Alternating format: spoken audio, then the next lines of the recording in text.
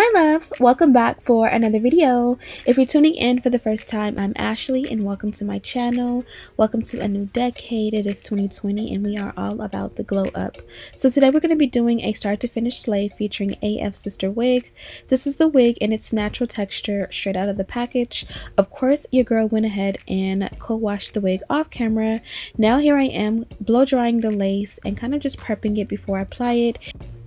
Doing a complete install while the wig is completely wet is absolutely a no-no and just a disaster waiting to happen. So I just blow dried more so the hairline where I'm going to be bonding it down, and I also pressed it with the hot comb a little bit also so that it's just flawless straight out of the pack.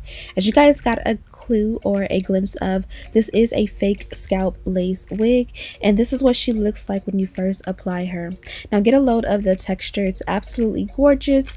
It was gorgeous straight out of the pack, but of course it pops even more after I washed or co-washed it with a moisturizing conditioner. And again, I went ahead and hot combed the hairline a little bit so that you guys can get a great clue or a glimpse of what the hairline is all about. Of course, she is pre-plucked. I feel like this is one of those ones where you can pretty much install and you're ready to go. Now, I do not have an elastic band attached underneath, and you guys can see it does not fit glueless, but if I go ahead and attach that elastic band that was provided, we are good to go, and this one will be definitely glueless. Now I am going to speed this one up in different areas just because I don't want it to get too mundane, but you guys are about to see that I did a straight fail trying something new. I went ahead and slit like 4 or 5 slits in the lace, thinking I was going to work section by section, and I went ahead and applied my adhesive, which is the Got to Be Glued spray, and then I proceeded to bond the wig down, and as you guys can see, there are lumps and bumps everywhere. Now, I didn't get too nervous. I was a little bit freaked out, but I wasn't too nervous. What I did not realize at this moment that I realize now is that all I had to do was cut off all of this excess lace and bond it down like I normally do, and we would have been back on schedule, back on track for our original program. Now, I don't even know why I didn't think of that, but the slits are not cut behind the hairline. They are cut pretty much to the very front of the hairline. So again, if you find yourself in this mistake like this, just cut off all that excess lace and bond it down like I normally do. I applied the adhesive to my hairline and pulled the wig on top, pretty much taut from ear tab to ear tab, and allowed to dry using the blow dryer on a cool setting to get an even, tighter bond. And you're good to go.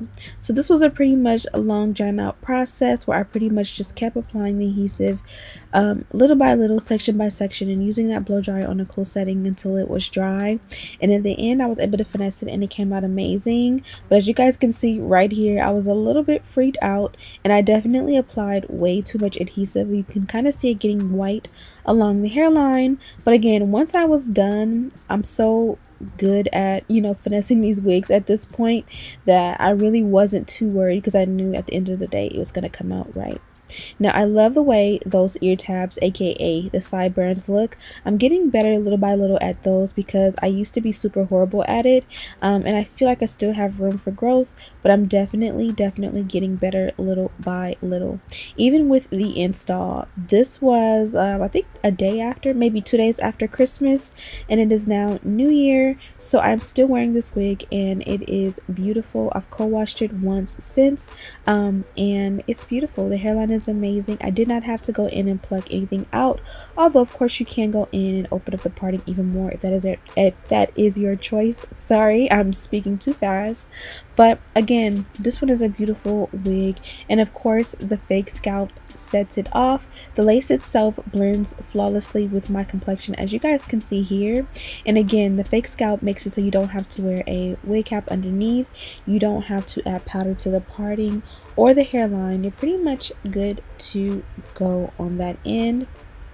Now you guys can see the hairline is white. I've been doing these tutorials where I've been switching up the way I install for a while, and I kind of have just realized maybe I should just go ahead and watch some of my fellow creators here on YouTube and see how they install their wigs to kind of get a glimpse at what I'm doing wrong and why mine always comes out white.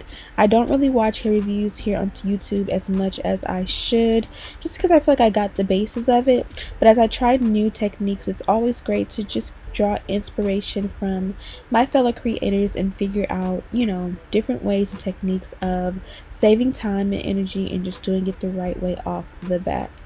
Now you guys can see the hairline is a little bit funky with that white because I applied way too much adhesive, but again, we're gonna be able to finesse, and as we add more product and do different styles on the hairline, it's all gonna work itself out. Now, I find the foam lotion to be the solution we are looking for. Somehow, if the hairline is white and I apply the foam lotion and do like the baby hair, all of that literally just cancels out and goes away.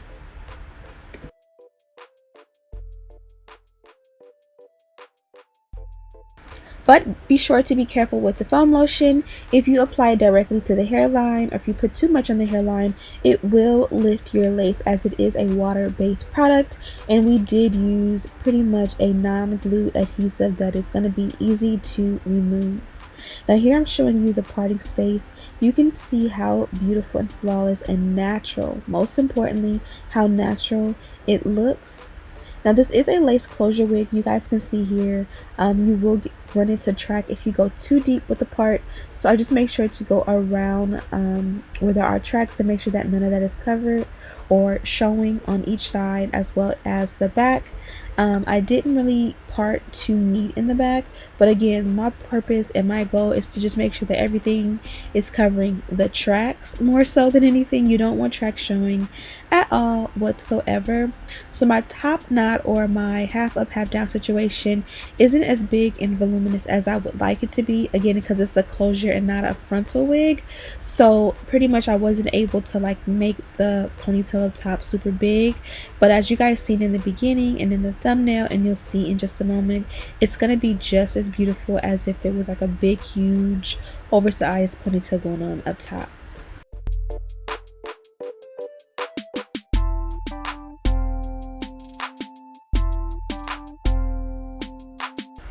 Now, I know a lot of you are wondering, why are you using heat on a wig that you're pretty much just going to wet down anyways?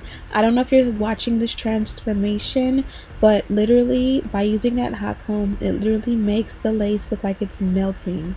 It literally makes the hairline look like it's growing out of my scalp. It makes it so flawless and so beautiful that I really just don't like to skip this step. Now I'm going to go back in for the sideburns. As I said, I'm getting so much better with the sideburns. What I do here is I kind of just use a pull method to thin it out. If I use a tweezer, I'll be here for a good minute and the sideburns literally will take forever to form. You want it to be super thin. You don't need the sideburn to be thick at all whatsoever. All you need is like 10 to 20 hairs right there to swoop and you are good to go. Also, the bonus is I leave a little bit of extra lace right there, so I don't know if you guys can look close and you can tell, but there's extra lace there. So if I get tired of the sideburns or if they thin out too much, I'm able to cut off all of that literally, and I literally won't have to worry about those anymore, especially because the ear tabs always have to be rebonded down every day if you are like me and you get them a little bit wet in the shower. Now I'm going to do that on both sides, and I'm going to make sure that I cut off the length of the sideburn. Anything that goes below my actual earlobe is making it way too long, and as you guys can see, it comes out super beautiful. So I'm going to melt everything together by adding a scarf and allowing everything to bond and dry and lay as it should for about 5 to 10 minutes, and then I'll come right back and remove it, and you'll see how beautiful everything will come together.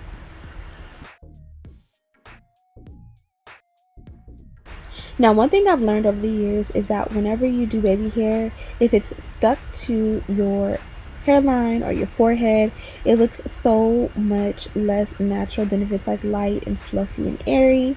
My sideburns happen to be a little bit too long and too thick, So I just use a rat tail comb to kind of comb them out. I'm going to use a tweezer to thin them out just a little bit. The hairline is pre-bleached, so if you go in and thin it out too much, it's going to be bald within a week or two. So you want to leave some hair there, but you just don't want it to be way too thick. And to me, in my opinion, that looks a little bit better.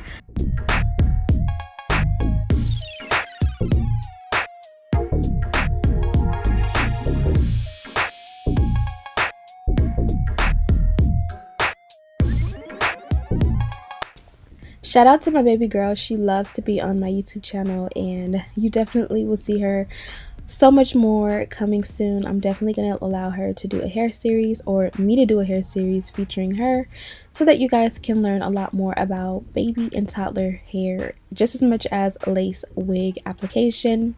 Now here is a step that I never skimp on, and this is pretty much taking a piece of hair from the ponytail and pretty much wrapping it around the base of the ponytail, aka the scrunchie or rubber band, just to give it a more chic look by covering up that rubber band and just having hair cover. Now we're ready to go ahead and style the remainder of the hair, or the length of the hair. The wig is bonded down and ready to go. I love how fluffy and beautiful the curls are. The way they were as is, pretty much after they've been co-washed, but I kind of want to add a little bit of pop and give it a wet look. So I did dampen the hair with a spray bottle and water, and now I'm going in with a little bit of mousse, and I'm kind of just raking that through. I really didn't use a comb or brush, and I didn't need to. There was no excess shedding, no craziness. Even when I co-washed it, everything was pretty much normal. You got your normal amount of shedding. There was no crazy smells, and this wig just overall was constructed really nicely, and this gave the hair a nice sleek wet look. It made the curls pop. Before, the curls were nice and defined, but they were a little bit fluffy, and now they pop. Now this is all of the hair I got in shedding pretty much from styling the hair. This is pretty normal, especially because we've cut the lace, and now my shirt is wet, but the hair looks good and we are good to go. I'm going to give you a quick look at the back of the hair. The curls are absolutely gorgeous, and I'm super pleased with this install. I'm gonna buff out the hairline, and as you guys can see, it looks pretty good. So I hope you guys enjoyed this one. Again, she came from Afsisterwig. All of the details are listed in the description box. Thank you guys so much for watching. Don't forget to subscribe, and as always, I'll see you in the next one. Smooches!